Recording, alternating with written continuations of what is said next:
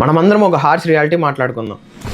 ఏంటంటే ఇప్పుడు మీలో ఎంతమందికి కోడింగ్ అంటే ఇంట్రెస్ట్ ఉంది? నిజంగా కోడింగ్ అంటే ఇంట్రెస్ట్ ఉంది, నేను డెవలప్మెంట్ సైడ్ వెళ్ళాలి, నాకు డెవలపరే అవ్వాలనుకుంటే వెళ్ళండి, మిమ్మల్ని ఎవ్వరు ఆపట్లేదు, మీకు ఎవ్వరు అడ్డు చెప్పట్లేదు. నేను ఈ వీడియో ఎవరి కోసం అయితే చేస్తున్నా అంటే ఇటు టాపర్స్కి ఇటు బ్యాక్ బెంచర్స్కి మధ్యలో ఉంటారు చూడండి, ఫ్యాన్ కింద కూర్చునే స్టూడెంట్స్, వాళ్ళ కోసం చేస్తున్నా.